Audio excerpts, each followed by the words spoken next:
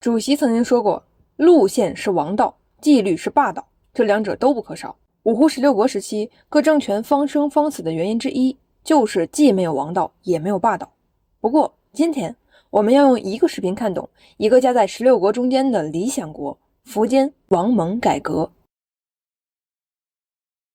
公元357年6月，前秦的第二个皇帝独眼皇帝苻生正喝得酩酊大醉，意识模糊之时，他喃喃自语道：“阿法兄弟亦不可信，明天早上一起床，我就把他们俩全杀了。”说完，他便昏昏睡去。而不小心听到这话的侍女，则赶紧给阿法兄弟报信儿。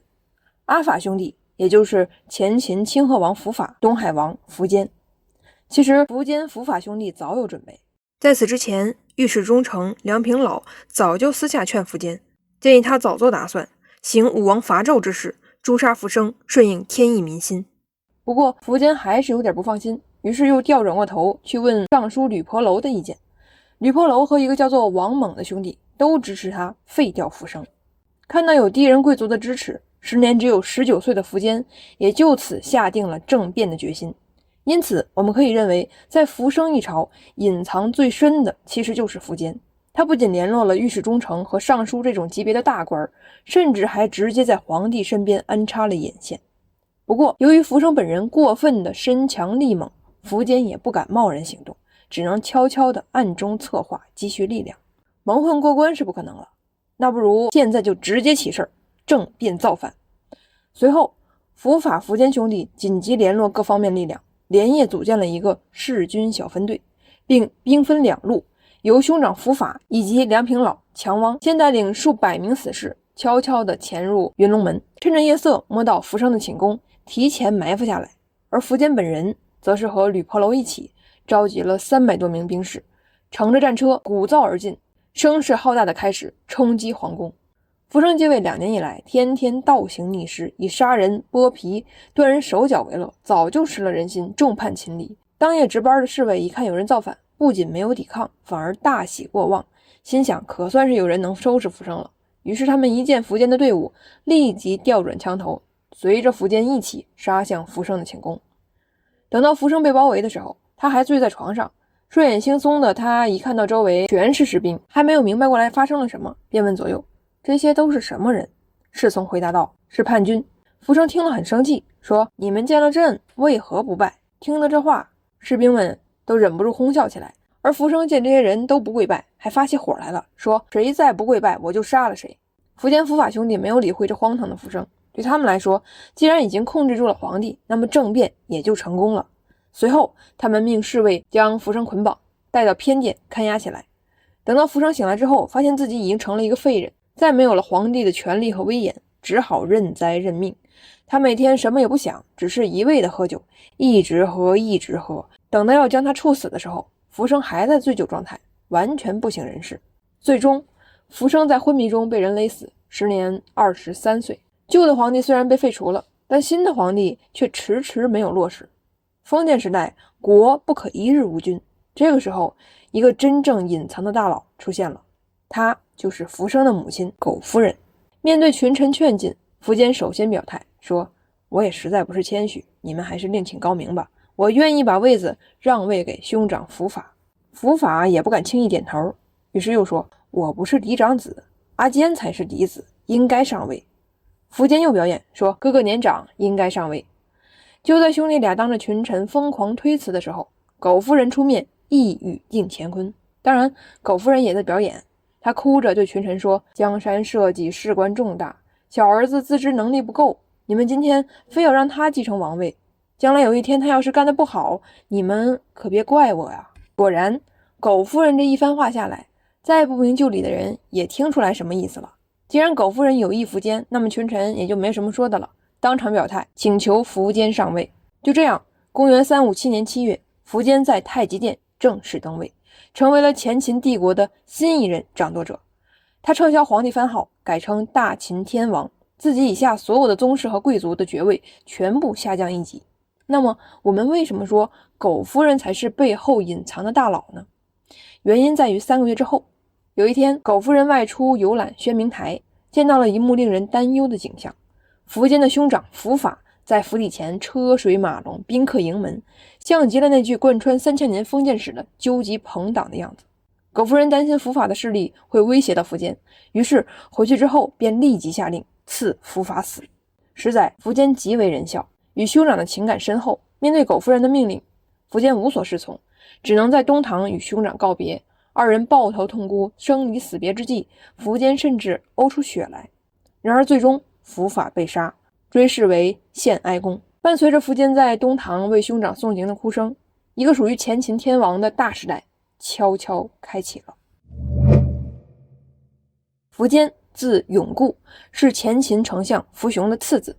早年间，苻氏一族被截胡后赵压制，部众不得不迁居至方头居住，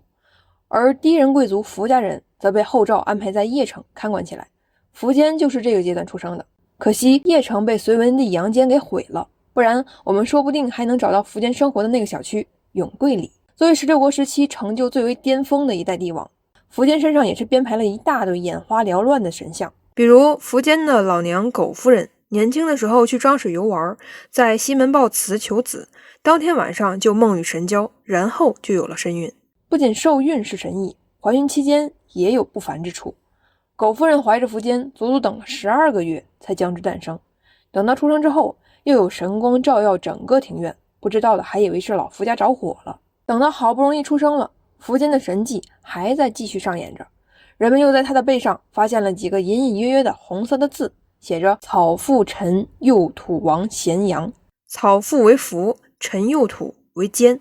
王咸阳是指他能够在咸阳称王。总的来说，这一大堆神迹的意思是，上天已经决定了，就由你苻坚来当这个天王。此外，值得一提的是，苻坚的长相也很有特点，他的胳膊像刘备一样长过膝盖，眼睛像孙权一样目露紫光。而且苻坚从小就机灵，聪慧敏捷的同时又非常守规矩，惹得老祖蒲洪非常喜欢。蒲洪经常给人说，我这个小孙子姿貌龟伟，将来必定非同凡响。由于对苻坚的喜爱，老祖蒲洪根据苻坚的长相特征，给他起了一个尖头的昵称。不得不说，晋书编写组对苻坚形象的描写还是很具文学属性的，硬是把苻坚的形象塑造得很龟伟。但在另外一本《16国春秋》里，北魏的崔洪老先生就非常直言不讳了。在描写苻坚的父亲苻雄的时候，他说前秦龙骧将军苻雄长相很丑，脑袋很大，下肢很短，军中士兵们都叫苻雄为大头龙骧。父亲脑袋很大，再结合苻坚本人尖头的外号，由此看来，我们的一代天王大概率长得不好看。但是没关系，形象嘛，毕竟是天生的，无法改变。后天能改变的事情还有很多，比如说好好学习。苻坚8岁的时候就想拜师学习，老祖蒲洪听了之后非常奇怪，说道：这个小伙子你可算是个异类了，咱们蛮夷祖祖辈辈上就知道喝酒，咋还出来一个愿意读书的后生呢？当然蒲洪说归说，笑归笑，他还是同意了苻坚请师学习。前脚老祖蒲洪刚给苻坚加完 buff， 接下来赶到的就是前秦第一个皇帝苻建。公元350年，苻建开始生死返乡路，带领部众由方头一路狂奔返回祖籍关中。有一天夜里，苻建做梦，梦到天神派遣一位红衣红冠的使者前来，要求苻建必须任命苻坚为龙骧将军。等到第二天，苻建在曲沃设坛任命苻坚为龙骧将军，并且非常激动地流着眼泪说：坚头啊，你爷爷做过龙骧将军，你父亲也做过龙骧将军，现在神明显灵，一让你做龙骧将军，你可得努力啊。这段记载怎么看怎么觉得有点别扭，任命就任命，苻建你哭什么？或许史官只是想用苻建的嘴表达出祖父做龙骧，父亲做龙骧，到了苻坚依然做过龙骧，这是一脉相传。既然龙骧是代代接续的，那么祖宗基业传到了苻坚手里，也就是顺理成章的事儿了。当初苻坚想要发动政变，去找尚书吕婆楼商量的时候，吕婆楼说：我老了，打打杀杀的事儿我是干不动了，但是我手下有一个叫做王猛的兄弟，可以说是个不世出的猛人，你俩倒是可以商量一下。王猛我们已经很熟悉了，早在桓温第一次北伐的时候，他就在坝上对着东南第一重臣展露过锋芒。只不过那次桓温无力也不愿重用王猛，所以王猛只能继续在关中地区贬义代时，又静候龙颜之主了4-5年。如今真正的龙颜之主终于出现了，苻坚和王猛都非常激动。实在王猛与苻坚相遇之后，俩人一会面就如平生故交，谈论起时事来句句投机，尤其是关于兴废大事，那更是让苻坚惊喜连连，直呼我遇到你就像是刘备遇到了孔明一样，如鱼得水啊。随后苻坚请王猛留在身边，为自己出谋划策。既然是为了废除皇帝才找到吕婆楼和王猛，王猛又对苻坚说了很多兴废大事，因此我们可以合理的猜测，苻坚政变上位，王猛应该其中出力不少，甚至整个方案就是由王猛一手策划的。等到皇帝伏法之后，苻坚渐渐坐稳了前秦天王的位置，此时20岁的他开始全力重用王猛，准备君臣联手实现一个伟大的愿望。现在我们有必要好好分析一下了，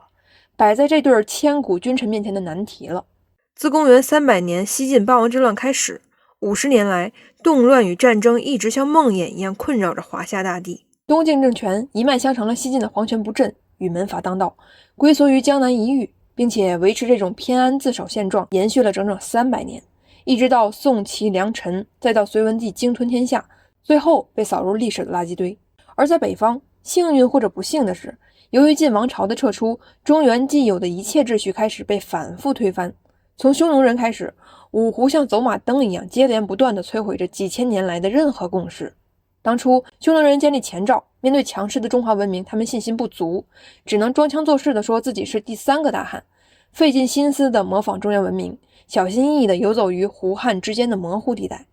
而另外一个羯族则完全不信这个邪，他们残忍地杀光了匈奴刘氏的上层建筑，然后建立起一个充满民族压迫的帝国，对汉民族进行最彻底的奴役。然而讽刺的是，这样的一个后赵却一度拥有了最强势的皇帝、最精锐的部队、最豪华的宫殿和最具扩张的野心。他们四面出击，意图用暴力武器摧毁所有对手。只可惜这辆失控的列车最终把自己撞得粉身碎骨。作为后赵之下的贱民，王猛早年间是见识过截胡的残忍的。同样的，作为被时事看管起来的六夷杂胡，苻坚也曾在邺城、方头、黄河边上亲眼目睹了这个庞大帝国的崩溃。那么到底怎样才能终结八王之乱以来的剧烈动荡呢？一个政权能不能走出方生方死的怪圈呢？一个胡人是否该抱有混合六夷以济苍生的理想呢？胡族到底有没有独立建立一个稳固政权的可能呢？北方的统一是否具有必要性以及可能性呢？倘若真的要寻求统一，历史的切入点和施政手段在哪里？或许绝大多数胡人贵族和汉人务堡主来说，他们根本没有兴趣去考虑这样的困难和未来的出路，他们依旧像这几十年来一样昏昏度日，醉生梦死，残酷剥削。但这样的问题对于苻坚和王猛来说却是不可规避、不得不回答的。经过无数个日日夜夜的讨论与争锋，苻坚和王猛终于有了一个一致的答案：统一之路势在必行，理想的彼岸只能在彼此携手的改革手中才能建立。由此，苻坚和王猛主导的一场轰轰烈烈的大改革开始了。苻坚登位的时候，中国境内最主要的政权有南方的东晋、北方的前燕、西部的凉州和关中地区的前秦。东晋方面，自从桓温开启北伐之后，其内部的主线就是桓温夺权与其他大族阻击桓温夺权。前燕方面，慕容占据北方之后不思进取，燕王慕容俊甚至还搞了一手征兵150万的惊天大雷，而前凉此时也在忙于应对内乱。可以说，苻坚王猛推行改革的时机还是很有利的。同时，苻坚王猛挑选的突破口也颇为考量，他们没有大刀阔斧的在中央蛮干，而是挑选了一个不起眼的小城始平。公元357年前后，苻坚下放王猛为地方长官，就任始平令。始平是京城长安的西北的门户，一个地理位置极为重要的小城，而其中居住的人又大多数是当年跟着老祖蒲洪千里迁居方头，又生死返乡回来的低人老贵族们。可以说个个功勋卓著，人人树大根深，家家户户手眼通天。同历史上任何一个朝代一样，战争年代这些老贵族们确实不畏见识，甘愿牺牲，为前秦的建立贡献了青春与血汗。但等到帝国建立之后，他们及其后代们就慢慢退化成了一方豪强，凭借着勋贵的身份无法无天，霸道横行。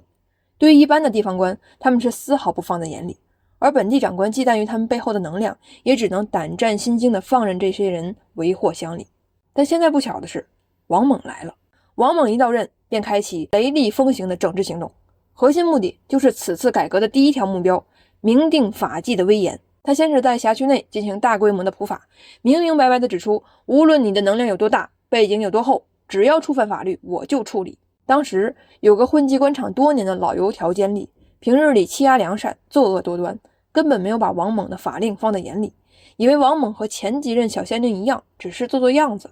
王猛那边获悉这个人之后，二话没说，反手将之绑了，押解到大街上，当众将此人鞭刑致死。这下监吏的狐群狗党们不愿意了，他们煽动百姓闹事，起哄上告，要求杀了王猛，给死者一个交代。为了安抚使平的百姓，王猛的上级逮捕了王猛，并送到了苻坚那里。按规制，王猛的案子只要交到廷尉处理就行了，但苻坚却偏偏把他叫到太极殿上，当着文武百官的面跟王猛打辩论。苻坚一上来，先是痛心疾首地责难王猛，说为政之体，德化为先，你刚上任不久就杀了那么多人，是不是太残酷了？没想到王猛比苻坚还有理，他说安定之国可以用礼，混乱之邦必须用法。臣就任以来，一心想的就是铲除凶暴奸猾之徒，现在我才杀掉一个，还有成千上万的贼人没杀呢。陛下如果因我不能除尽残暴而惩罚我，我甘愿受之，但如果陛下要加给我一个为政残酷的罪名，那臣实在是不敢接受。此时的苻坚和王猛是两个坚定的理想主义者，皇帝在扮演理想中的忍者，王猛在扮演理想中的法家，各自在群臣面前彰显了自己的态度。或许两人是心照不宣，联手在大臣面前演了一出双簧，也或许两人都是按照自己笃定的人生信条行事。不过这些都不重要，重要的是问责结束之后，天王苻坚给王猛的行为定了调子。他说王景略可真是管仲子产一类人物呀。随后苻坚下令罢免王猛始平县令的职务，然后任命王猛为尚书左丞，即刻进京。仅仅一个始平县就闹到了中央，告到了皇帝那儿，可想而知王猛到长安之后又会引发老贵族们多大的反应。面对谄媚主上胡作非为的王猛，前秦的贵族和元勋们都气得要死，恨不得吃他的肉剥他的皮，天天到苻坚那儿告状。很快第一人的大贵族开国元老姑臧侯樊氏就跟王猛当众起了冲突。樊氏当着一群老贵族的面威胁王猛说，秦国的天下是我们跟先帝一起打下来的，我们尚且没有染指大权，你一个外来的后生凭什么在这儿耀武扬威，专管大任？合着我们辛辛苦苦种地，到头来饭都让你吃了。王猛也是一点都不怵，毫不客气地回怼说道，老樊，现在让你种地还是客气的，以后你还得把饭做熟了端上来喂我吃。樊氏被王猛的嚣张气得火冒三丈，当场破防，放下狠话说，老子早晚要把你的脑袋砍下来挂在城门楼子上，不然我就不是人。王猛等的就是这个机会，历来改革不杀一两个大官就很难推进下去，于是他扭头就把樊氏的人身威胁告诉了苻坚。苻坚听完也是一肚子的气，说不杀了这个老东西，百官是整顿不了了。随后苻坚王猛君臣二人开始做局，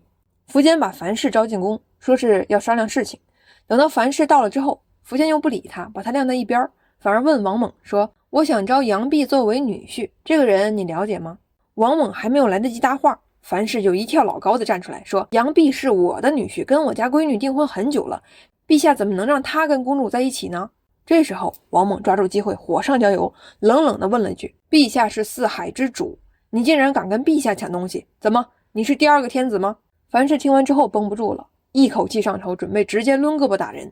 幸好被左右的人拦住。老樊当然不甘心，于是又当场开骂，污言秽语地向王猛招呼过去。王猛其实是没什么反应的，他的目的也不是跟樊氏打辩论，而是要杀人。随后众人被一个声音打断了思绪，只听见苻坚下令，樊氏目无君上，即刻处死。紧接着樊氏便被武士拉到就近的马厩里当场处决了。樊氏因为一句话不对付就被杀了，这就让其他的贵族更是不服，他们纷纷冲到大殿上，对着王猛就是一番垃圾话输出，说他是个奸贼，祸乱大秦江山，天王你就应该杀了此人。苻坚那边对贵族们的联合请愿更是愤怒，随即下令，凡是上殿谩骂的这些人有一个算一个，直接肉刑，当场给我狠狠的打。一番闹腾下来，人们才知道苻坚王猛这对君臣的决心。实在由此以后，公卿以下没人不忌惮王猛。不过话说回来，要说王猛一句阴狠也确实不为过。杨弼是樊氏的女婿，估计是人尽皆知的事儿，可苻坚却偏偏愿意配合王猛给樊氏下套。而且苻坚这一年才21岁，就算有女儿也就是2、3岁的样子， 2、3岁的公主怎么可能跟老头樊氏的女婿结婚呢？这明摆着王猛做局杀人。可怜的老樊气性太大，就这样义无反顾地闯进了圈套里，不明不白的被人树成了典型，杀鸡敬了猴子。苻坚王猛如此大费周章的杀樊氏，是为了推进本次改革的第2个重要目标，强化君主的个人权威，创立专制主义的中央集权政府。简言之，中央集权。自包王之乱以来，宗室兄弟残忍互杀，儿子造老子的反，权臣给皇帝全家灭族，这样的大新闻可以说是身经百战见得多了。苻坚王猛倘若不塑造一个能压制所有大臣的皇帝，不能建立一个高度集权的中央政府，就绝无走出混乱泥潭的可能性。在苻坚和王猛的配合之下，外儒内法的古老游戏被玩得飞起。两人左手打出宽仁，稳定大局，右手使出酷法，所向无敌，简直可以称得上是天生的一对君臣。公元359年8月，王猛继续升官，升任为侍中、中书令，领京兆尹。当时前任皇帝苻生的老娘强太后还活着，强氏子弟里面还有不少实权人物，其中光禄大夫强德作为强太后的弟弟，素来以蛮横著称，欺男霸女，为非作歹，公然掠夺他人的财物，甚至逼迫他人子女为奴，老百姓们敢怒不敢言。而这个时候，刚当上首都市长的王猛更加激进。实在王猛上任之后，仅个把钟头就直接逮捕了强德，随后一封奏报打到了苻坚那儿。因为事发突然，苻坚收到消息之后，赶紧派使者前去叫停，想让王猛刀下留人。结果使者还没有到地方，强德就被当街处死，身首异处。当然，这或许又是苻坚与王猛演的一出双簧，但总的来说，王猛这种阴狠霸道的行事风格，颇像当年汉武帝时期所任用的酷吏的作风。王猛执法之严到了什么程度呢？就连苻坚的同母弟弟，淝水之战的前线总指挥官阳平郡公芙蓉，在面对王猛的问责的时候，也是胆战心惊的。有一次，芙蓉违规建立学社，法纪部门据实追究芙蓉的责任，芙蓉不敢怠慢，只好派主簿李纂去长安接受询问。李纂出发之后，自知不能完成芙蓉交代的使命，此事在法纪部门那儿绝对难以善终了，因此人还没有到，就在半路上忧惧而死了。芙蓉没有办法，只好硬着头皮去请另外一名高泰前去处理。王猛早就听说过高泰的名声，也早就多次征辟他入朝为官。这一次见到高泰前来，王猛以为他愿意出山做官了，于是大喜过望地说：“高先生今天才来，何其迟也。”结果高泰上来就劈头盖脸地说：“我罪人一个，赴死而来，有什么迟不迟的？”王猛赶紧问何故如此。在高泰的一番辩论之下，王猛才知道芙蓉那边的情况，最终表态事无过也，这才放过芙蓉一马。当然，王猛也不是对所有人都开火的愣头青，没有无脑的对所有贵族都一概实行打压的政策。他讲究策略，对与自己观点相同的一些贵族进行了团结，组成了一支非正式旨在加强中央集权的联盟，包括中丞相邓羌、右仆射梁平老、尚书左仆射李威、领军将军强汪、司隶校尉吕婆楼等。他们团结在苻坚周围，与顽固派分子进行对抗，为改革保驾护航。尤其是邓羌，可以说是王猛的亲密战友。他大约与王猛在同一时间被苻坚委以重任。王猛做京兆尹的时候，邓羌做御史中丞。王猛在地方大开杀戒，而邓羌在中央给王猛做坚强后盾。两人之间的志同道合，配合无间，就像两把快刀一样，在首都地区掀起了一场声势浩大的铲除奸佞、平反冤案的运动。史书上说，此次两人对贵族的整顿达到了无所顾忌的程度，想抓谁就抓谁，想杀谁就杀谁。短短几十天里，就有20多个权贵、大官、王公被处死。一时间，整个官场上人人震恐，奸猾之事全部收敛，前秦的各级衙门都夹起尾巴来小心行事。在苻坚的支持和邓羌等人的配合之下，王猛的改革一方面成功的抑制了尾大不掉的贵族群体，另外一方面又成功的强化了前秦中央和苻坚本人的权力，不禁使苻坚感慨：我今天才知道天下有法，君王有威啊！在政治改革取得重大成效之后，王猛开始着手其他领域的改革，其中有一条就是效仿当年曹操的整风奇俗，严禁老庄谶伪。在五胡16国时代，胡人君主在面对汉文明时普遍有着不自信的心态，因此往往会对谶伪预言非常的痴迷，认为这种预言的现世是对自己合法地位的一种有力认证，因而总会有野心之人以谶伪之术来蛊惑君王。远了不说，刚死去没多久的苻生就是因为一个3阳5眼的谶言才上为皇帝的。而到了苻坚，那就更是如痴如醉了。苻坚自己身上就有草腹鹰王和东海大鱼化为龙2个谶言，可以说苻坚终其一生都对谶纬之术非常的迷恋，非常热衷。但这种把戏骗得了苻坚，骗不了王猛。苻坚刚刚即位没2天，就有人打着谶纬的名号来邀功请赏。新平人王雕不知道从哪儿弄来了一套图谶，恭维苻坚说苻氏会王天下，并且为了迎合胡汉分治的大背景，又提出了要逼迫汉人迁居至边缘地区，以强化低人正统地位的说辞。王猛听说之后，认为王雕是左道惑众，是挑拨离间，逢君之恶，应该杀了此人，以警告世人，不可利用谶纬投机取巧。苻坚一开始还试图挽留一下，结果在王猛的一再坚持之下，苻坚最终还是杀了王雕。然而总有人借着谶纬一步登天。王雕被杀后没多久，又有一个尚书郎王佩不怕死的给表演解读谶纬事件。这一次苻坚也反应过来是怎么回事了，还没等到王猛开口，就率先一步把王佩送上了路。至此，前秦内部疯狂的谶纬论政之风才稍稍遏制。另一方面，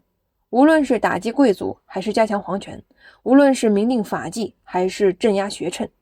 这些都是改革的手段，而一切改革的目的归根到底只会聚焦到国家富强、人民幸福这2条上。对于封建时代来说，造福人民这一条不强行奢求，但让国家变得强大，则是苻坚王猛在苦心孤诣的调整后必须要实现的目的。因此，在明定法纪、整顿朝纲、整风习俗初见成效之后，王猛和苻坚开始对行政系统进行改革，其中最关键的指标就是行政效率。苻坚率先破局，采纳了京兆地区老百姓王优的建议，以实略为施政要点，给全国上下都定了规矩，其中包括做皇帝的要明，做臣子的要忠敬，养民的重点是惠，致富的要点在勤，等等等等。尽管这次调整面面俱到，但10条措施整体来说却都比较简要，没有长篇大论的道理，没有高高在上的说教，并且总共10条举措当中有4条都涉及民生，确实也是难能可贵的。另外一方面，与苻坚配合的是王猛对地方的治理。公元359年甘露元年，前秦开始推行巡查制度，按期派遣专门的使者巡视四方，尤其重点检查地方官有没有刑法失忠的地方，有无为百姓所苦的政策。此外，巡视使者每到一处都会按照规定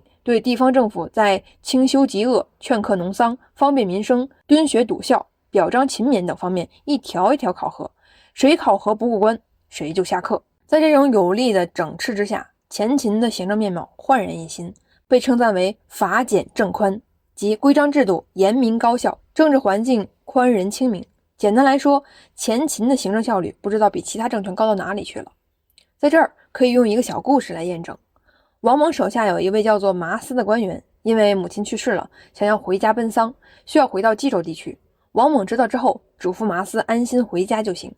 麻斯也没有多想，回家收拾行李，第2天就急忙上路了。没曾想，沿途的各级关卡早就已经收到了关于麻斯同志返回冀州的通知，不仅一路大开绿灯，而且全部为他提前安排好了食宿，只为助力麻斯同志全速奔赴家乡。而且为了防止我们误以为这是王猛特事特办，史书还特意补充了一句，叫做王猛在时，国家令行禁止，政事没有滞留，大多数政务都像麻斯一事一样，效率极高。当然，苻坚王猛的改革还不只是这些方面，限于视频偏长的原因，我们也只能尽可能的还原一下。比如苻坚王猛对百年大计教育非常的用心，两人合力狠抓教育，大力振兴儒学，开办学校，还四处礼聘名士，加强人才建设，旨在提升前秦官僚队伍的素质。天阳苻坚在对待此事上那就是更上心了。早年间精力旺盛的时候，那平均每个月都得往太学跑3、4趟，亲自拷问学生，亲自抓教学质量，专安绝风，抓建设。苻坚王猛还大力发展关陇地区的经济。当发生水旱灾害的时候，苻坚命令后宫和官员开销减半，省出钱来赈灾。渡过难关之后，他又特意下诏严打奢靡之风，杜绝奢侈浪费和铺张排场。等到国家在改革中有了盈余的财富，苻坚王猛也没有沾沾自喜，而是又拿出这些辛辛苦苦攒下的钱，去苦哈哈的推广技术，针对性的把当年西汉时期的驱重法加以改进，在关中沃土上推广实验，以实现粮食增产，百姓富裕。公元358年，苻坚还特地开放山泽之力，供一般老百姓和地方政府开采使用。要知道，自秦汉以来500年间，山川林泽都是皇帝的私人所有，山泽的收入有专门的部门少府来进行管理，所挣的钱也是天子的私堂。苻坚此举绝对称得上是刀刃向内，拿自己利益来践行改革。最后，王猛还对时代难题胡汉关系进行了调整。无论是前赵还是后赵，他们要么忽视民族矛盾，随便整一个胡汉分治就拉倒，要么就是走向极端，公然歧视压迫其他民族。等到民族矛盾盖不住的时候，再拿出暴力屠杀这个火上浇油的政策。王猛绝对不走前后赵的老路，